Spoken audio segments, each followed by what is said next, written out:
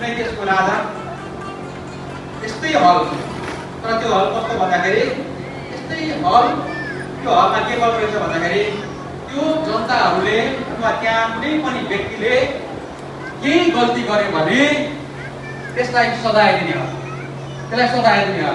सजाय के दिँदो रहेछ भने त्यो राजाले 10 वटा गल्ती जङ्गली कुकुर राखेको रहेछ। यदि कसैले गल्ती गर्यो भने त्यो 10 वटा कुकुरको 20 मा त्यो मान्छेलाई छोडिदिँदो रहेछ। अनि त्यो जङ्गली कुकुरले त्यसलाई के गर्छ? टोक्दो रहेछ, त्यो मान्छेको मृत्यु हुँदो रहेछ। 10 अरू केही सजाय छैन, 10 ल्याउने 20 मा छोडिदिने, अनि कुकुरले टोक्छ अनि त्यसको मृत्यु हुन्छ।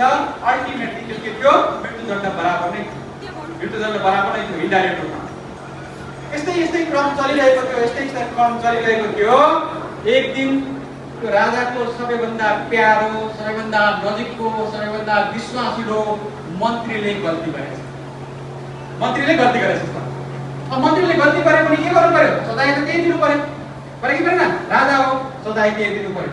अनि त्यो मन्त्री राजाकोमा गएर हार गुहार गरेछ, मैले जिन्दगीभर तपाईलाई मैले यति सहयोग गरेँ, यति तपाईको सेवा गरेँ, तपाईलाई मैले धेरै आइडियाहरू दिएँ, यस्तो समस्या पर्दाखेरि तपाईलाई मैले समस्याबाट निकालेँ, यो गरेँ त्यो गरेँ दुनिया गरेँ भन्दो रहेछ। तर राजालाई त्यो एक्सक्युज मान्नेवाला छैन। तिमीलाई पनि केही सजाय हुन्छ जुन सजाय अरू जनतालाई भएको कुरा।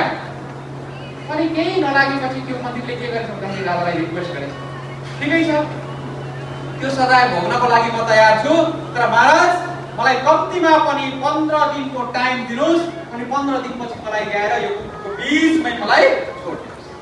15 दिनको टाइम मागेछ। अनि त्यसपछि के गरेछ? अनि राजालाई के लागेछ? यत्रो सर्भिस गरेको छ, यत्रो मेहनत गरेको छ, यत्रो आइडिया दिएको छ, प्रब्लमबाट निकालेको छ, 15 दिन त ठिकै छ, म 15 दिन तिमीलाई दिन्छु भनेर 15 दिन टाइम गर्नुमा 15 दिन दिए। एक दिन पास भयो, 2 दिन पास भयो, 3 दिन पास भयो, 4 दिन पास भयो, हुँदा के भयो? त्यो 15 दिनको टाइम गयो। 15 दिनको टाइम गइसकेपछि राजाले त्यसलाई कहाँ छोड्नु पर्यो? कुकुरको बीचमा छोड्नु पर्यो। अनि ल्याइसकेपछि यस्तै राजा बाटलीबाट हेरिरहेको थियो, त्यो कुकुरको बीचमा मन्त्रीलाई छोडेको। अचम्मको कुरा, त्यो सब जङ्गली कुकुरले त्यो मन्त्रीलाई टोक्ने त होइन, सबले माया गर्न थालेछ, एकदम चाट्न थालेछ, एकदम खेल्न थालेछ, यो गर्न थालेछ, त्यो गर्न थालेछ, यो गर्न थालेछ। अचम्मको कुरा, राजालाई पनि अचम्म लागेछ। कहाँ माने त्यो पुगेर त्यो मल्ला भनेको त केही पनि भएन, सजाय त मर्ने थिएन नि, के थियो? कुकुरको बीचमा राखिदिने सजाय न थियो।